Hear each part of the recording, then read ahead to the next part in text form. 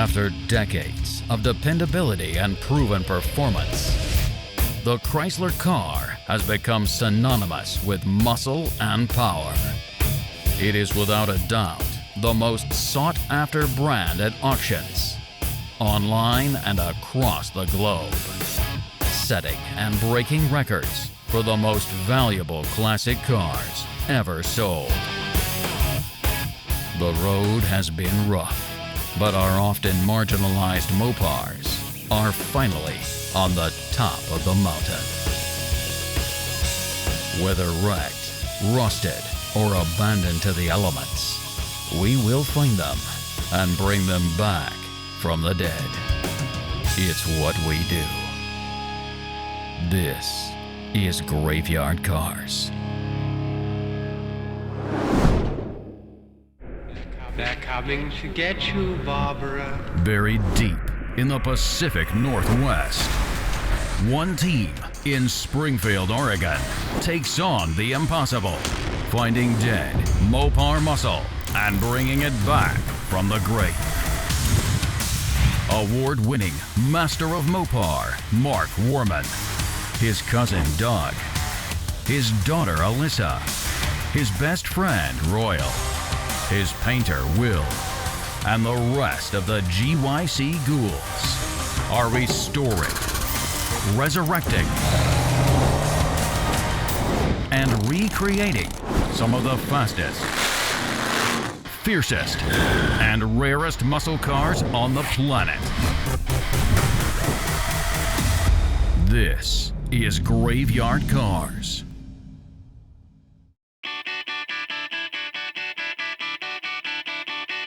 For those of you who are big fans of Graveyard Carz, you'll remember a few seasons ago we had a 1958 Plymouth Fury come out for a visit. This car belonged to a gentleman named Bill. It was all tricked out. It had the power windows. It had the seat that moved automatically. When he brought that car out and we crawled all over it and had some fun with it, I realized that I really wanted to do one of those cars someday. Now, Bill's car was a really nice replica of the movie car, right down to the 350 Golden Commando engine. When that car came out and it rolled into the assembly shop, I'll tell you, I just instantly fell in love. It's a beautiful car, right? It was beautiful. It was the inspiration down the road for me to build Christine for the SEMA show. But having that car out and all the fun we had with it, I even got Royal, if you guys want to roll back, and poor old Royal, he excremented himself because he didn't know that I had it all controlled with remote control. He thought somebody was actually, the ghost was driving the car. Come on, Royal, you're smarter than that. Hey, roll down your window. Check them out. Okay, that's weird. Yeah, that's weird. We had Christine, the mayor of Springfield, out. That was a lot of fun. Got some really cool photographs with her. The interesting thing here, and bear with me as we rehash a few things here, a lot of the car was built from the leftover parts from the movie Cars. So no, it wasn't ever a screen car, but a lot of the parts that are on the car were on cars that were screen cars. And what better tribute could one ask for a Christine? Because remember when Arnie was out in the scrap pile and Darnell comes up and says, well, I told you could use some of the parts in my scrap pile. I didn't say you could build the whole, and he uses a bad word, thing out of it. So you're getting the parts now. Told very clearly by Darnell that he could have those parts. And then, yeah, and there he is, the hater. And then Arnie says, well, what do you care? You're not using it. Hey! Hey! He gets all crazy. So what's the next question now? So I think it's time for me to address the elephant in the room. So now, if we fast forward a few years to SEMA, I think it was 2018, when Mopar introduced the 1,000 horsepower elephant. Introducing another first for Mopar. Plug and play, 1,000 horsepower, Mopar 426 supercharged elephant crate Hemi engine. What was really cool is after we premiered the engine, started it, I had no idea this was going to happen, but they presented me with the engine. They gave it to me. And Mark, since you're a good friend of Mopar and a good friend of Pietro, I'm going to consider you a friend of mine, and by the way, that engine's yours. You can use it in one of your project cars coming up. How about that? Are you serious? I'm serious. So if you see me looking a little bit off kilter for the ice tray, that's why. That was real. I had no idea. The year before, they gave me the Mopar Brand Ambassador Award, and I was, that one probably even affected me more because that's a lifetime achievement type thing. So It is the 2017 Mopar Brand Advocate Award. Congratulations. That's why I probably have the only one in the world that's ever been given out. Not the point, but something that should be noted. It's a little humbling when you're up on stage and the president of Mopar brings out an award and announces that you are the very first brand ambassador to Mopar. So it doesn't mean I'm any different, right?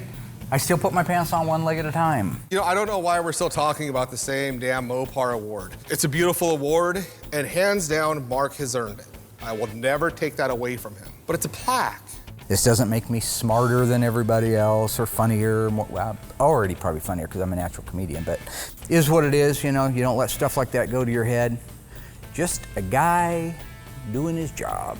Mark got the award, that's great, but Richard Rawlings, when Gas Monkey would be on TV, he got a new truck every season. Piece of plastic, $80,000 truck. You see what I'm getting at?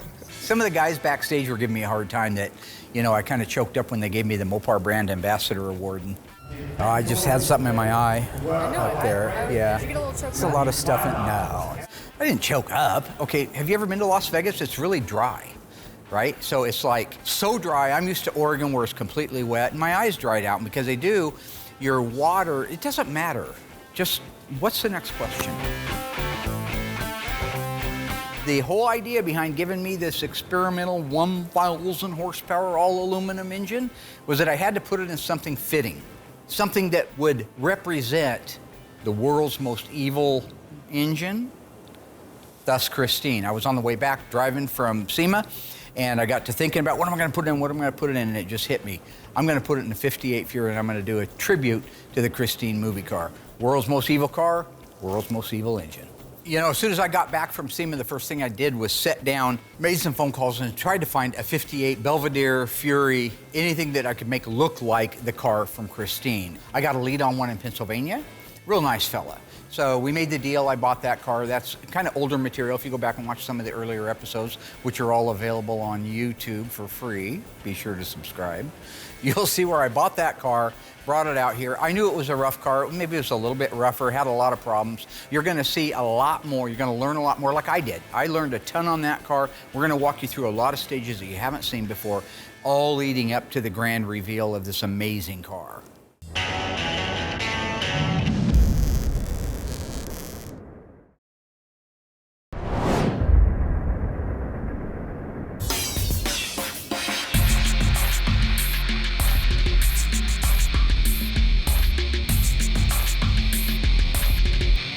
So the Plymouth Fury is the second SEMA car that I've got to work on here. It's just a really cool car to be able to work on since it's, you know, based off the movie, and we're putting a pretty killer engine in it. Mark and Doug modified the frame to fit the engine in. They got that installed. So then I was able to be a part of uniting the body to the frame.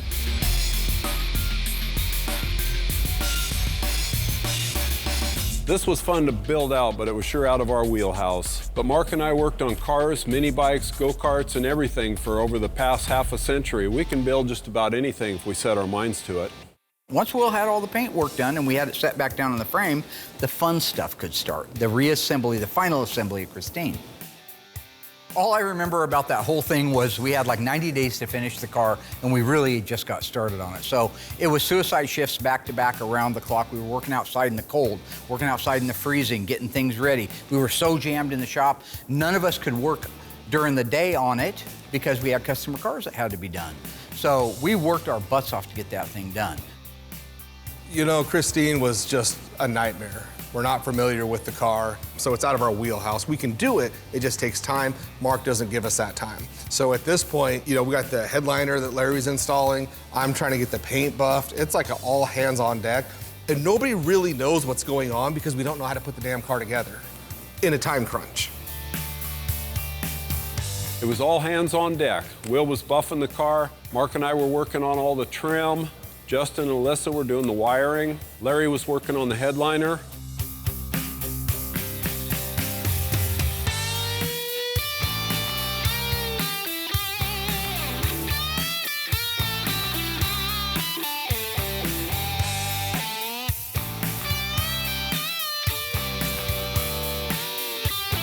And I'll just say this, It was the last day before the truck was showing up. The truck was going to be there at 8 o'clock the following morning, and I believe it was a Friday, to get the car picked up, and we still didn't even have brakes on it yet. We hadn't bled the brakes out. So Doug and I were there Till 2 in the morning the night before the truck came to pick it up, but we made it. finally got it capped, ready to go, pushed it around to the side for when the truck showed up. When we unveil this car next season, just a little teaser, we're going to cover a lot of the press that car got. It was one of the most talked about cars. It blew me away, probably because of the Elephant, not because we did the greatest body and paint, and you know the 58 is so awesome. And those are true. We do a good job, and the car looked great. But the Elephant, right? It was written about in every magazine you can imagine. It was talked about. It was on video. Even right now, if you just type in Elephant, you'll find 100 videos for it. But there were other things that went on at SEMA too. Employees who partook of the fruit of whose name we dare not speaketh, alcohol. We have the whole cast having a lot of fun at Vegas that we normally don't share, but I feel these days like, you know, that's gonna be our 16th season. And I just think it's time to pull back the big curtain and check out the Oz, the great Oz. Let y'all see what I gotta deal with when we go to these shows. Because I'm just telling you right now, there's stuff goes on that you wouldn't want to see spray painted on an overpass, you know? Now, Will and Alyssa, their job up there is to get drunk. I mean, really. I think the competition would be to see who cuckoos themselves first and who passes out. You know, Will likes to say that I get drunk a lot there just because he's insecure with the fact that he knows he gets drunk there and my dad sees him. Why don't we talk about how many beers you're going to drink while you're down there? Because they love to hear about that. They do. Yeah. Yeah. Drunk. Good comeback. Yeah. Yeah, you are. Why the constant drinking at these shows? What are you talking I'm talking about that every single time I saw you or Will, you had a drink in your hand. You started out not trying to hide it. Then nobody's that dehydrated. You know, after SEMA was over, I got back to the shop and just started working on other cars. And I think it was a few weeks after that the actual SEMA show aired on Motor Trend, that episode. And it was after that I got a call from a really nice couple, Brian and Amy. They have some movie cars in their collection. They have a really nice Bandit and they have a really nice General Lee, and really he's got a lot of cars. But he's trying to collect some of his favorite movie cars from when he was growing up, which I get that. He was in love with the car. His brother or brother-in-law, I don't remember now, has a bunch of the 58 Plymouth, so he already loves the style anyway, but the Christine absolutely loved it. Now, what's interesting, he didn't want the Elephant. He didn't want it. He felt like this car was going to be a driver for him and his wife, that it needed to be, you know, just a dependable, normal car. 350 Golden Commando basically is a 383, a couple of dual fours on there, electronic ignition, you've got a driver. The Elephant is really in its early stages, and we don't know exactly what's going to happen down the road with it. So he didn't want to deal with it. He also felt like 1,000 horsepower is way too much for that car, which it is. So we made a deal for him to buy the car that we would convert it back to the way the real Christine movie car looked. So now, like the front suspension, we left that all alone, okay? Because that was all 58 Plymouth Fury stuff. What we did was we took a 383, which is a B engine. So the 350, 361, 383, and 400 are all the same size blocks. At a glance, they look the same. 350 cubic inch engines are difficult to come up with. So we just made a 383 look like the 350 that you see in the movie Christine. Anytime we do something different, it's always kind of fun, especially when it's unique. You know, painting the engine for this car gold and doing it single stage, a Chevy color, it's cool, it looks nice. But honestly, once it goes in the car, with everything being flat black and then the red, they really offset nicely, and it's actually very pretty to look at.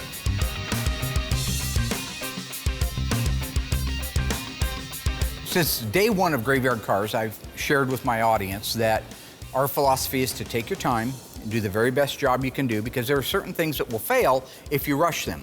We did a whole episode about how plastic filler Bondo got a bad name because it was put on too thick, it was put on in the wrong environment, it had problems underneath it before they ever put the Bondo on.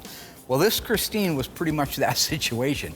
Unfortunately, is what happened was our mud guy sculpted the quarter panels out of Bondo. We just had 90 days to build the car. So instead of straightening sheet metal like we normally would and getting it really, really close. So you just had a thin layer of filler. We just packed the mud on it. That thing had a lot of mud. Now, this is only on the quarters. The doors and the fenders and the hood, they were so beautiful anyway, they hardly had any. But remember, we had to put the whole bottom half of that car on. So when you do that, you tend to shrink the metal, and that metal shrinks into a certain point. You should pull it out, metal finish it off, but that takes hours, weeks, months.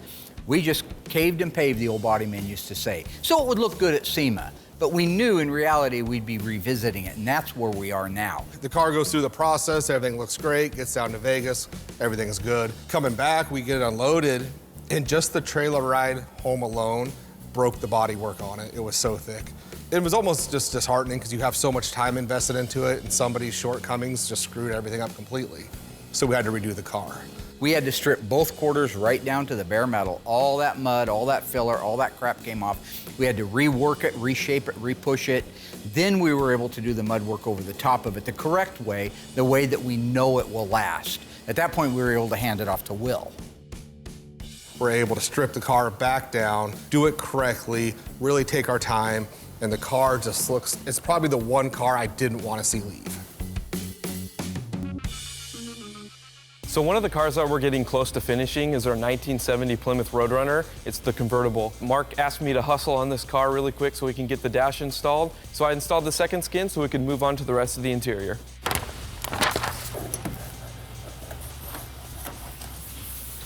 It's one of the tools they give us. It's pretty handy.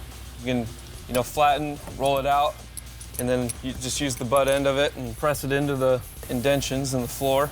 Pretty awesome tool.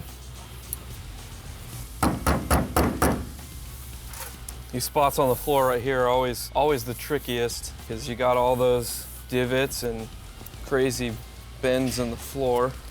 So on this one, you got to make a few relief cuts. You don't want to dig your knife into the floor, but just making it look like a good cut, not like, just hacking this thing all up. You want to make it look intentional and not just going all over the place just to make the stuff sit down.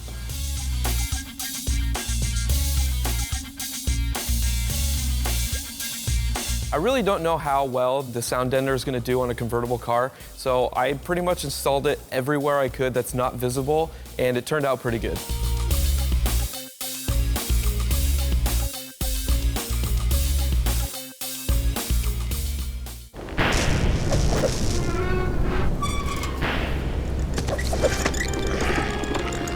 In a previous season of Graveyard Cars, we restored this absolutely stunning 1970 Plymouth Roadrunner in Alpine White. We converted it to a crate Hemi engine. Which crate Hemi did we install in it? Was it the 392, the Hellcat, the Hellephant? If you think you remember this episode, shout out the answer. Stay tuned after the break. I'll let you know how your memory is.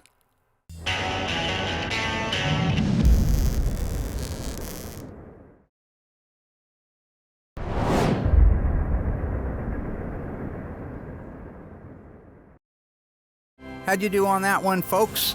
All right, our 1970 Plymouth Roadrunner in Alpine White with a black vinyl top, Krager wheels. What crate engine did we install in it? If you guessed Hellcat, you are wrong. This car received the 392 crate engine with Mopar controller, a 6-speed Silver Sport transmission, and a Dana Mosier rear axle. We did install a Hellephant in the world-famous Christine, and the only Hellcat we've installed to date was in our Hellbird. One thing I'm really excited about is we're doing the 71 Roadrunner. Now that's not to me like, oh wow, but it's cool because it's different. And our body guy knocked it out of the park. He did such a good job. It's a 440 6-barrel car, options up the crap shack. This 71 Roadrunner is really going to be a beautiful car when it's done, and super rare. It's one of like 147 ever made. It's a 440 6-barrel, 4-speed, no console, bucket seats. It's EV2 Tour Red, black interior. So right off the bat, you've got like a winner. It's a J81 car. That means it's a rear gull wing style spoiler. So in addition to that, it's a J52 car. That means that it has an inside hood release, kind of a cool little option. L31, Turn signal indicators, love it. N42, bright dual exhaust tips. Not all of them were, especially California cars. This one has the bright tips. It's a V21 car in addition to that. That's the hood treatment. That's the blackout with the stripes over the fenders on the 71 Roadrunner. And it's got the V8X, which is the over-the-roof strobe stripe. So overall, you've got a super, super rare car. It's getting close, and I'm very excited to see it get done. The color, I know it's old, it gets redundant. It is orange. I got that color dialed in. Because I'm so good with this color, I do it all in parts and pieces, different stages. Start with the engine compartment, get that knocked out, get a lot of my jam work done. Then that way I can jump right over to the body. The color lays out, looks amazing. So by the time I hit it with clear coat, it just brings it all to life.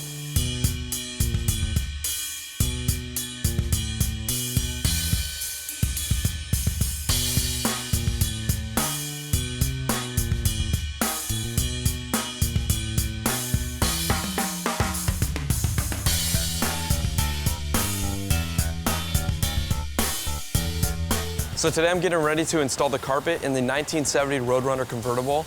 We get our carpet from ECS. They send it to us in a nice flat box. So this stuff, after it's been formed, it has not been rolled up and shoved in a box. It's laid out flat, so when I put it in the car, steam it out a little bit, make my cuts, and then this carpet is installed.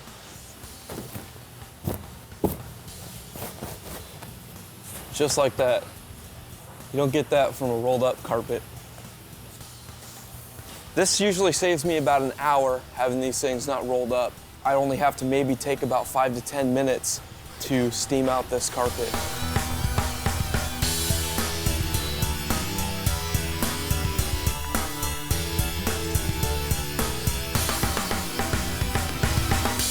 Mark doing something again.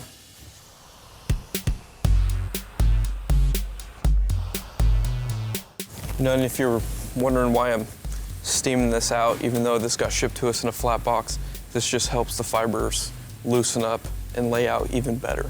I know we talked about the carpet we get in from ECS before. The main advantage to it is that it doesn't come all rolled up in a box. When it comes off of the form at the company that makes them, they put it in a big flat box. So you're not right away at a deficit putting in the carpet where you have every nook and cranny is twisted up and balled up from being in a box for God knows how long. In this particular case, it's laying flat. So when you put it in there, there's a very minimal amount of steaming, pressing, and fitting to get that exact factory fit. And that's why we use it on all the cars now.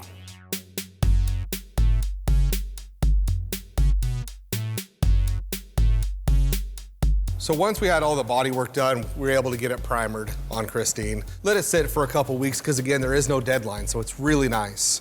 Then at that point, I'm able to grab the GM Spectre Red, gorgeous color. I'm able to start getting the paint job going on that, and it's probably hands down the prettiest red I've ever shot in my life.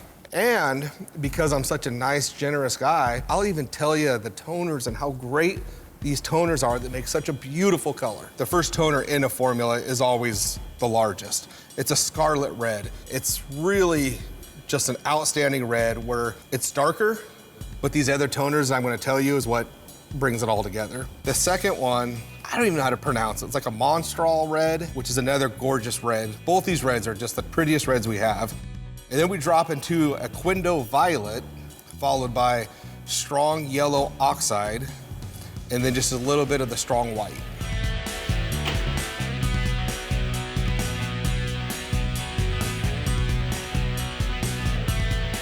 So I have the single stage color all mixed up. It's a polyurethane, beautiful color, thick product. I use an 885 reducer, DCX 61 hardener. It goes 4 to 2 to 1.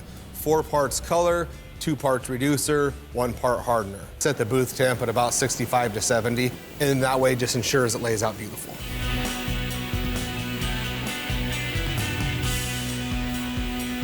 So when we did this car the first time, you get that SEMA crunch looming over you. I didn't get that luxury of let it dry naturally and flow out the first time, so I got that booth going about 85 degrees, which matches the reducer, which is fine.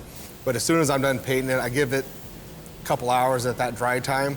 Then I kick the booth up to about 130 degrees, because we gotta hurry up, get it dry, to get it buffed, to get it put together, to get to Vegas.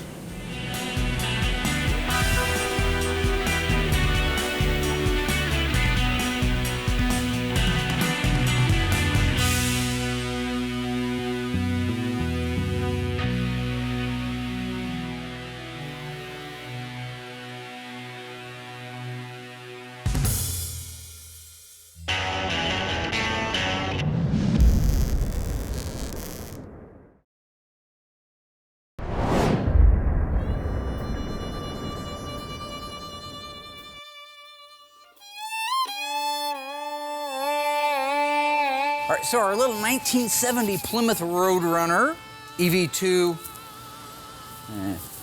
Justin's in there making some final connections. EV2 Tour Red is about to get the dash in. This car's getting really close to being done. I'm so looking forward to seeing this one done. I built out the drivetrain about a year ago.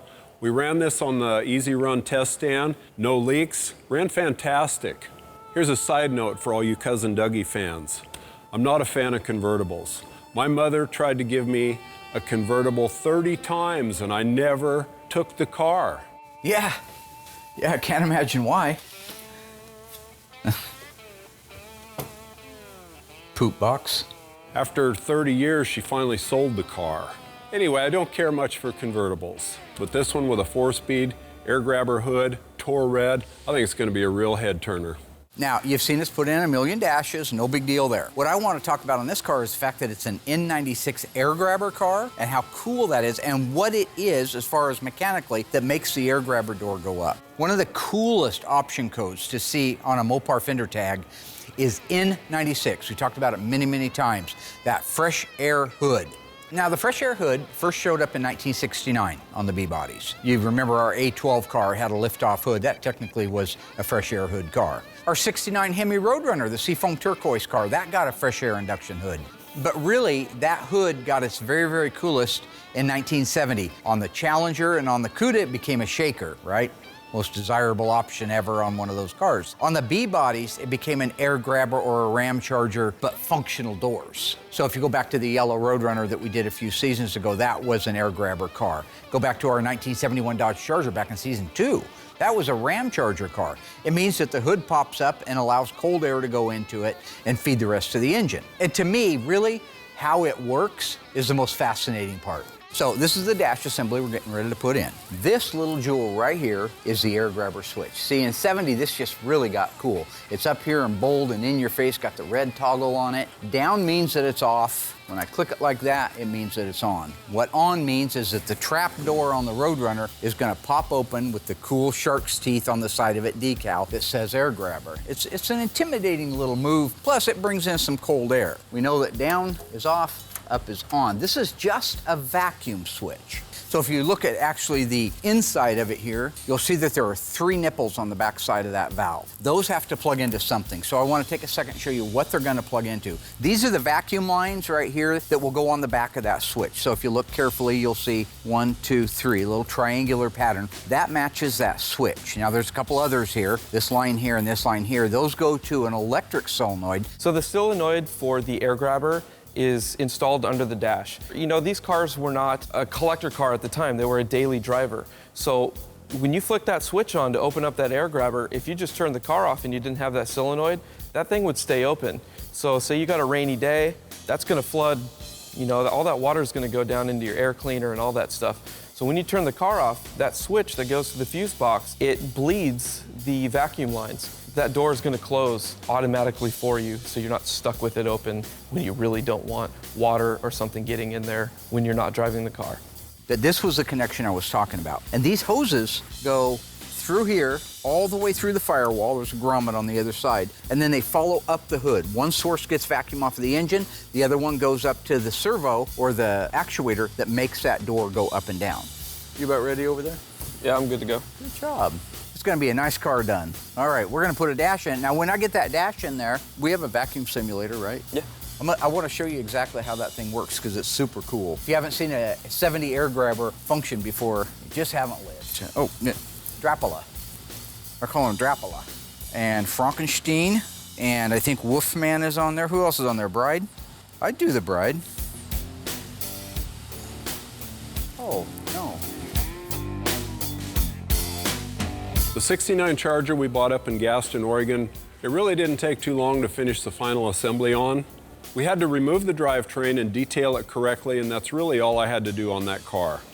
Now this is really cool. So you guys remember the 69 Dodge Charger RT that Doug and I went up to Gaston, Oregon and bought and drug back. It had the body and paint work done, it had the engine done, transmission done, but really it needed some correcting, some cleaning up, and then it needed final assembly.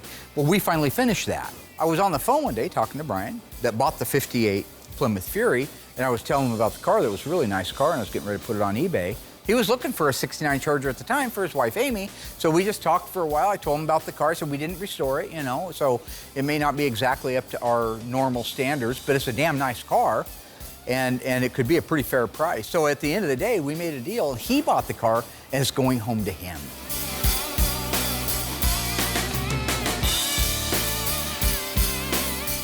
So when it comes to this beautiful T5 Charger, two things I love about this car. A, it's a gorgeous bronze color, T5 bronze. We don't see that color very often, so it is nice. B, I didn't have to paint the car. It was already done. That means no silliness in the booth from ice tray or ice poop or whatever he calls himself now. I don't know, but I didn't have to deal with anything. So I had nothing to do with this car, and it was another car out the door. Ice poop.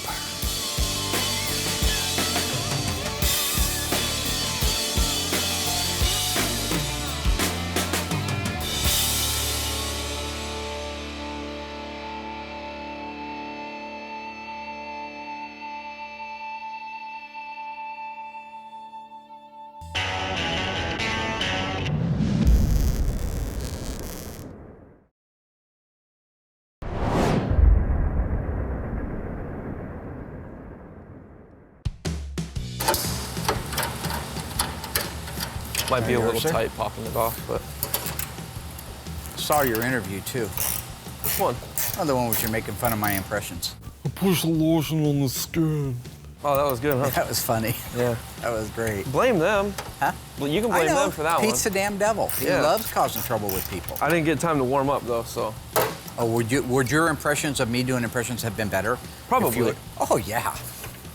No offense to Justin or to the rest of them, but you don't need to warm up to do impressions. You just do them, right? I mean, Mel Blanc didn't sit there and do Porky Pig in front of a mirror for 3 hours before he went on set, right? That's all, folks, right? It just came out, right? Which sounds like Tony. I don't know. He just did it. So you just don't need to go warm up, get all ready. Come on, man. Well, I don't have an office to go in to just sit there and practice impressions. So the question is, do I go in my office and practice my impressions all day? No, absolutely not. I do those at home. Well, I have a shop to run. I don't just get to do that. I do my practicing in front of a mirror at night. Oh, okay. Yeah. Hey, yo, Paulie, you know, hey, yo, Paulie, don't get mentally irregular, all right? Don't. I know. That dog has no tail. It puts the lotion on its skin. Don't you hurt my dog, lady. Okay. So once we have this set on the pegs, I love it. Love it when a plan comes together. I'll hold that up. That was nice. Okay, I'll just get in here and I'll... Do you have the shark's teeth on the side of the air grabber? Have you put the decal on yet? No, I haven't. Because you forgot to order them. Well, I forgot to order them, but they've been here for a week now. No, they haven't. They just came in yesterday. Well, why didn't you And put then them you on? wanted... Because I was working on a different car. Because you was working on making fun of my impressions. Adrian, Adrian. Hey, yo, man, it's me, Rocky. Hey, yo. Yeah, it's like that. Hey, yo, Adrian, it's Rocky. Hey, yo, Paulie, don't get so mentally irregular. Yo, Adrian, comma, it's me, Rocky. Top that. I ain't no one-trick pony, okay? I celebrate the man's entire catalog. Is what do they say in France? Ouvre. Ouvre.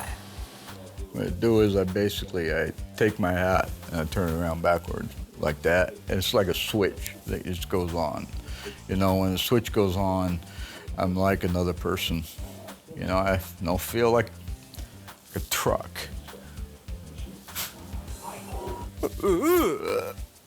Now, sometimes I get a little carried away and I do that. Now that Mark is done going down Rocky Lane, we can actually get this dash rolled up into place and make our final connections. Remember in Jaws? I'm not gonna remember that one either. You didn't see Jaws? I've seen it. When they found that time shark's ago. tooth in that hole of that boat, and Richard Dreyfuss freaked all out, and he jumped back and he dropped it. Oh, and later okay. the mayor said, "Okay, you got that tooth?" And he goes, "No, sorry, I dropped it." So they didn't have any proof there was a killer shark. okay. Yeah. And then Shark Week's over.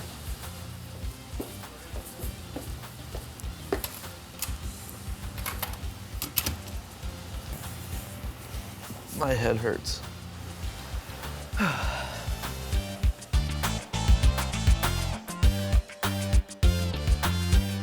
So with the dash in place and all the final connections made, I instructed Justin to go ahead and put the shark's teeth on the side of the air grabber door so I could show you exactly how everything works.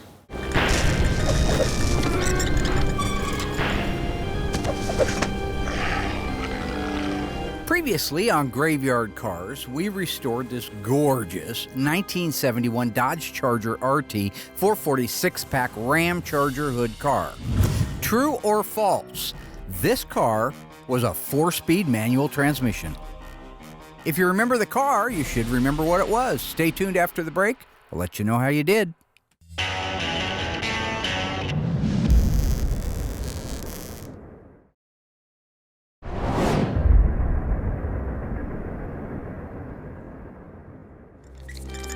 All right, ghouls, how did we do on that one? Our gorgeous 1971 Dodge Charger RT 440 6-pack. True or false? That car was a 4-speed manual transmission. If you said that is true, you are dead wrong, my friend, and you didn't watch the show. You should go over to YouTube and catch it because all the old episodes are there. Our car was an automatic transmission, making it one of only 98 built. Had it been a 4-speed car, it would have been one of 80 built with a 446 pack and a 4-speed. Our car was a triple green car, green top, green paint, green interior. Who's that handsome dope? Look at that. That's a Trey, man. Ha ha. That's Super Trey. Driving down the road to Springfield like everything's everything. Ha ha.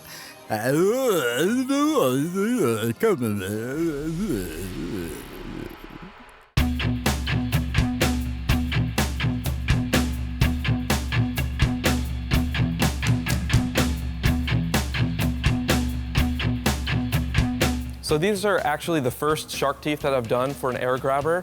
I pretty much do all the graphic decals on the cars now, but Mark gave me a tip when doing these is on the clevis pin on the door, since that rotates when that door moves up and down, put a little bit of grease on the end of that thing so when you lay your decal on, it's got some lubrication so it doesn't twist or tear the decal. Now this is a trick that actually Tony D'Agostino taught me.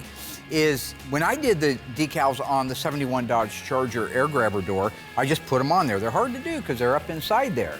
The thing is, they say, why don't you do it when the door's off? You can't. The clevis pin that it pivots on goes under the decal. So if you put that decal right over that clevis pin, it rotates. What's going to happen is it's going to tear a little hole. If you go look at all the factory original ones, they all have a hole where it grabs that decal and turns it. And you say, okay, that's fine. So Tony tells me, put a little dab of grease right there where it's at, where it pivots. That's cool. I didn't realize these had the reflective backing on it.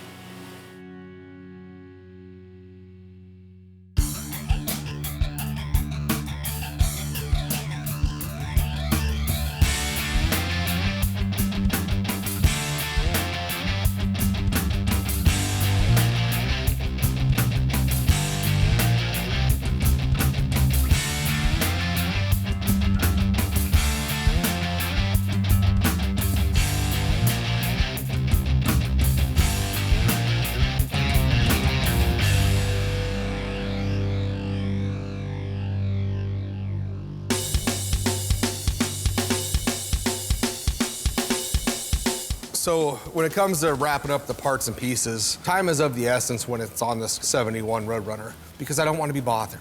I don't want silliness. The longer I'm in the booth, the more opportunity Mark has to irritate me. So at this point, I have all the bolt-on stuff in the booth ready to go. I'm able to get in there, get it painted, get it done, get it out of the booth, get it cut and buffed and put on the car, and it adds years to my life.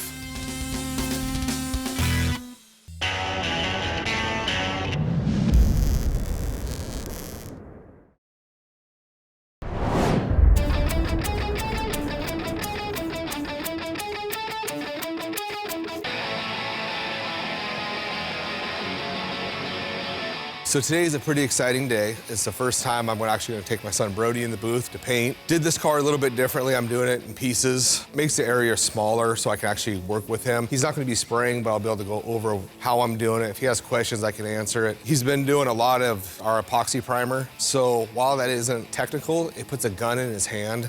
So he's been spraying a ton of primer for the past few months. So this will be the first time we get to go in there, go through the process, show him what I'm doing.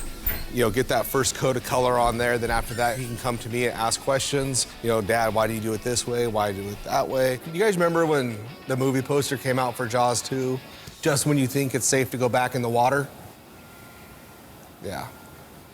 And just kind of break the process down really slow so he has a better understanding, because I'm hoping next season he'll be where Noah's at, where he's doing more jam work, little things like that, getting more some paint time in that's not actually doing the final paint on cars. Miyagi is here.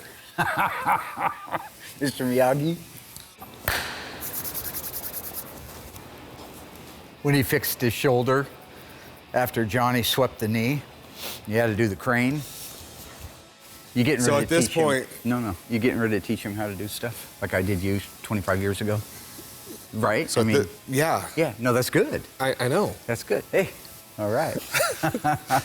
Talking Miyagi, man. Dojo. Miyagi Dojo.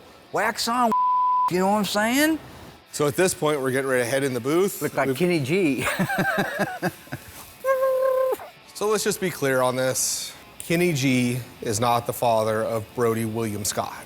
They have similar hair, I get that. I don't even know if Brody's looked this up yet. Do you know who that is? Nope. No, I'm a little too young for that. But he's not the father.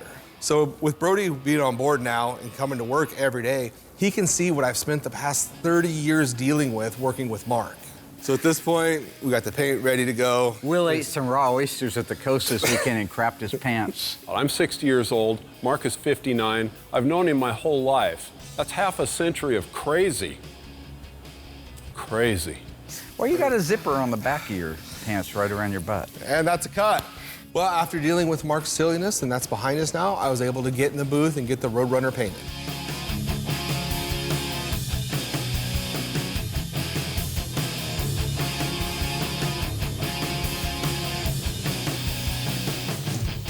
The car as a whole, there's a lot of surface to cover. So we're looking at 4 gallons sprayable of material. That's just color, on top of doing 3 coats of clear. So while I did it all apart, made it quick and easy, it's a lot of surface area to cover.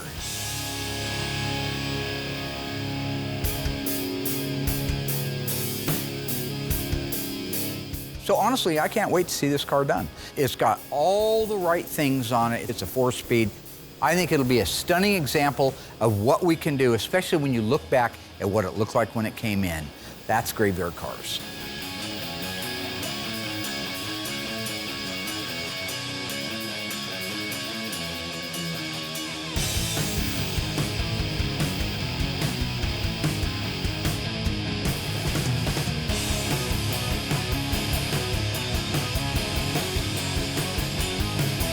Heroes and villains, angels and devils. If you didn't have Mark Worman, you'd have to invent him. And that's Don King, Made in America, 1997 movie. Remember, he cheated Muhammad Ali out of a bunch of money and stuff? The bad guy.